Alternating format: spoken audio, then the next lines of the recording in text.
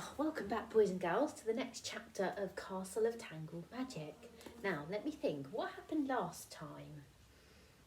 Oh, yes. They had a picnic breakfast in the woods, didn't they? And the wind blew through the trees. I think that... Didn't they think the wind might have been some mysterious magic that might bring some problems to the ball? Well, let's read on and find out what happens next.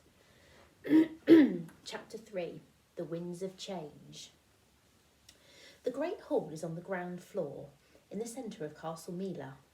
It's enormous, as long and wide as the field we play games on behind my school, and it's almost the full height of the castle. The round ceiling, which is painted with green and gold swirls, is directly beneath the sun dome. Between the ceiling and the bright dome, there must be a hidden attic. Babusha's talk of a key to unlock the magic inside it, and time running out, makes me burn more than ever with curiosity. I'm desperate to find a way up there soon. But right now, the hall is filled with people, as busy as squirrels gathering nuts. I help sweep the floor, assemble the tables for the feast, and load them with glowing jam jars, baskets of shining fruit and stripy pumpkins and squashes. When some of my friends from school arrive, we stack up more pumpkins into the shape of a giant who manages to look both benevolent and slightly angry. And then we sit and weave straw decorations beneath him. When Mama appears holding the family blanket, my heart leaps. I drop the straw bear that I've been making and rush over to help her hang it at the far end of the hall. Unfolded, the blanket is big enough for the whole family to snuggle under in winter. It has loops sewn onto the top two corners, and we use the poles for opening the castle's windows to lift the blanket high, then dangle it from two hooks on the wall. I step back and stare at all the patches. Every year since Castle Mila was built, someone in the family has added a patch to the blanket, showing a scene from their life. So it's become a record of the castle and my family's history.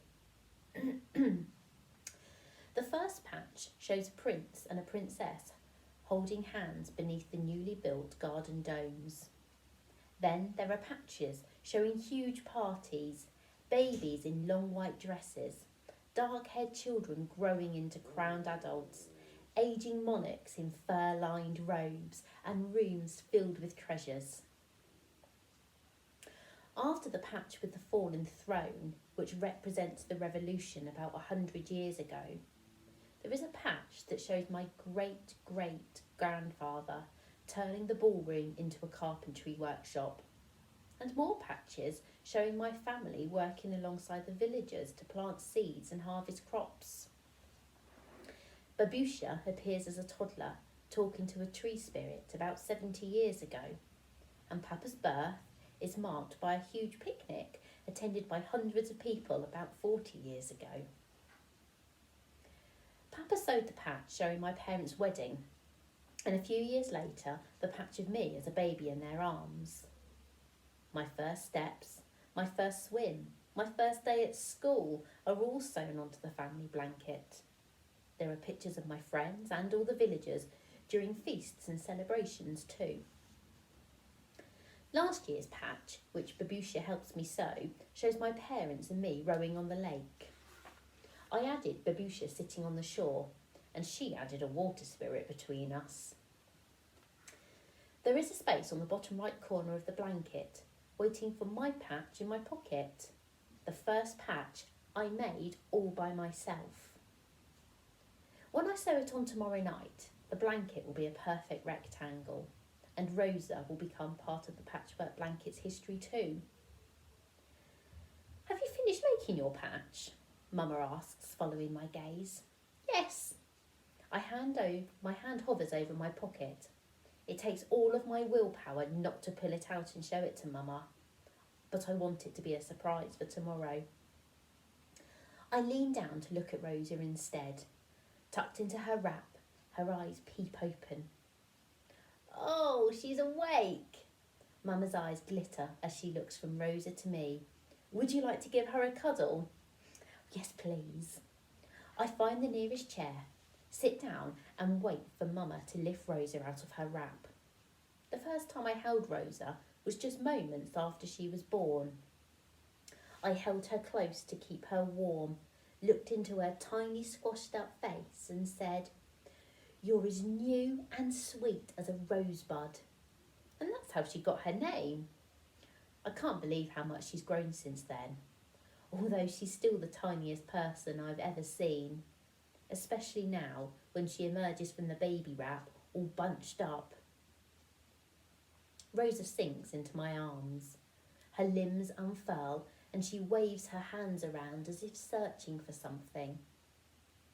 I offer her a finger and she wraps her own tiny fingers round it and stares up at me. Love balloons through me until I think I might burst. "I'm going to be the best big sister for you," I whisper. Rosa keeps staring at me and I see a smile twitching on her lips. But then her mouth opens and she moves her head from side to side, the way she does when she's looking for milk. "I think she's hungry," I say, offering Rosa back to Mama. "I think you're right." Mama gently lifts Rosa out of my arms and sits down to feed her. I watch for a while until the pumpkin giant topples over on the other side of the hall, and then I rush over to help my friends rebuild him. The day whizzes past like a dragonfly. It's not until the sun sets and Babusha wobbles into the hall to tell us she's made dinner that I remember I was going to help Papa look for a way into the Aurora Dome. But Papa says he's starving and that can wait for another day. There are only a handful of people left in the hall now, and they're packing up to leave too. We wave them goodbye and then head to the kitchen, which is filled with the warmth of the stove and the rich, savoury smells of Babusha's Solenska soup. After we've eaten, I get ready for bed. But thoughts of a key hidden in the sundome buzz in my mind. I know I won't be able to read or sleep, and it's too dark to look for a secret staircase now. So I pull my cardigan over my pyjamas, slide the patch I'd made into my pocket, and return to the kitchen. I curl into my comfy chair in front of the stove like a field mouse curling into a nest for winter. Rosa is asleep, resting against Mama's chest. Babusha is propped up by pillows on her bed, trying to do some mending, but she's soon snoring. Mama lifts the torn blouse from her hands and finishes sewing it for her, while humming a lullaby she once told me her own grandmother used to play for her on the balinka. Papa reads one of the puzzle books he keeps by his chair, and I stare at the flames dancing in the stove. Usually, I'd be solving riddles with Papa, but tonight I can't concentrate. A crackle comes from inside the stove, followed by the gentle pop of a stick splitting.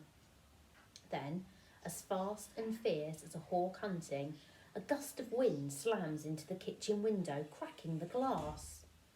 Everyone in the room jumps with shock, except Babusha, who carries on snoring. The wind swoops and zooms up the walls outside, hissing through the pine logs and making threads of moss fly into the air from between them. I grip the chair, my muscles tight with fear, and stare at my parents with wide open eyes. Mama and Papa look at each other, concerned frowns rumpling their brows as the wind reaches the roof. It squeals with glee as it whirls around the domes. Oh, Babusha warned there might be wind, didn't she? Papa wasn't sure there would be. Rosa starts crying and Mama stands and sways back and forth, patting her back to soothe her. There is a creaking noise that gets louder, and for a moment I feel like the whole castle is tilting.